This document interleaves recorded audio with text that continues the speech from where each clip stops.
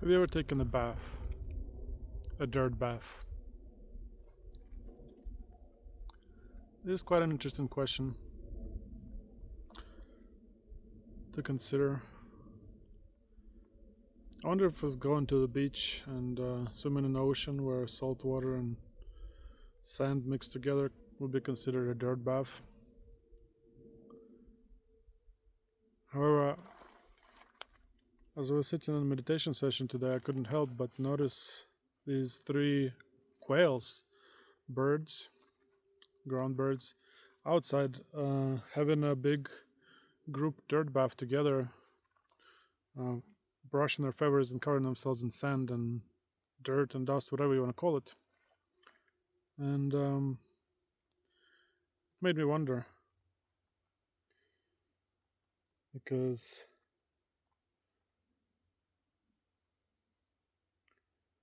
in the absence of water, they're using the sand to keep the parasites and other things off of them to minimize their exposure to various illnesses, so to speak. And so I wonder, as human beings, that we can do the same thing in terms of purifying ourselves by becoming more and more conscious, more and more aware of how inferior we are. There's like an Orthodox prayer, which I'm not an expert on, but the prayer in itself is interested. Goes along the lines of "Forgive me, sinner, Jesus, forgive me, sinner." And I wondered what it was all about, and I presume my personal interpretation of it, that's the whole point of the thing, is to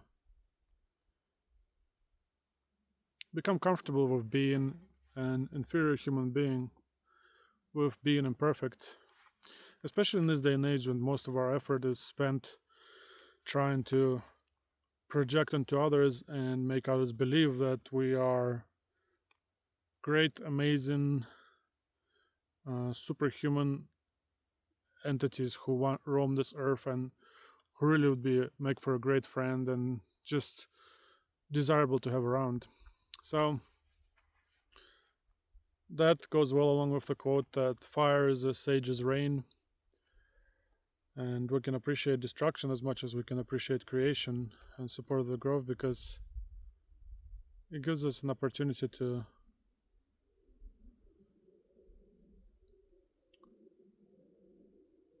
stop trying to be perfect and appreciate that the higher definition we go on our inferior, gullible, vulnerable humanity, the better off, well, I'll speak for myself, I'm gonna be, which might not necessarily apply to everybody. So, thank you.